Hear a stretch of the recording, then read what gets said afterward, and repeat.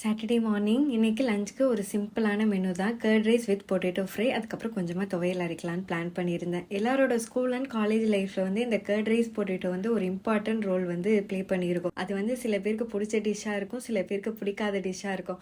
ஆனால் கண்டிப்பாக இந்த கர்ட் ரைஸ் எல்லாரோட லஞ்ச் பாக்ஸ்லேயுமே இருக்கும். எனக்கும் அதே மாதிரி தான் இந்த curd rice with potato fry combination ரொம்ப பிடிக்கும். உங்களுக்கு இதே மாதிரி இருந்தால் மறக்காமல் கமெண்ட்ஸில் ஷேர் பண்ணுங்கள். இந்த பொட்டேட்டோ ஃப்ரை ரொம்ப சிம்பிளாக செஞ்சிடலாம். பொட்டேட்டோ கூட கொஞ்சமாக மிளகாத்தூள், தனியாத்தூள், சீரகத்தூள், உப்பு எல்லாமே சேர்த்து மேரினேட் பண்ணி வச்சுட்டு ஒரு 15 மினிட்ஸ்க்கு அப்புறம் ஒரு கடாயில் எண்ணெய் கூட சோம்பு சேர்த்து நல்லா ஃப்ரை பண்ணிவிட்டு இந்த பொட்டேட்டோவை ஆட் பண்ணி ஒரு 15 மினிட்ஸ்க்கு லோ ஃப்ளேமில் ஹீட் பண்ணால் அவ்வளோதான், பொட்டேட்டோ ஃப்ரை ரெடி ஆகிடும். தயிர் சாதத்துக்கு இன்னொரு ஒரு ஆப்டான காம்பினேஷன் தான் இந்த துவையல். வடகம் கூட தேங்காய், காஞ்ச மிளகாய் எல்லாமே அரைச்சி செஞ்சால் டேஸ்ட் ரொம்பவே நல்லாயிருக்கும். நெக்ஸ்ட் தயிர் சாதத்துக்கு தாளிப்பு ரெடி பண்ணியாச்சு. கொஞ்சமாக இஞ்சி, பச்சை மிளகாய், கருவேப்பிலை, ஃபைனலாக பெருங்காயத்தூள் போட்டு இறக்குனா தாளிப்பு ரெடி. தயிர் சாதம் கொஞ்சம் க்ரீமியாக வரணும்னா பால், தயிர் ரெண்டுமே சேம் ரேஷியோவில் எடுத்தோன்னா தயிர் சாதம் ரொம்ப ஒயிட்டாக க்ரீமியாக இருக்கும். இன்னும்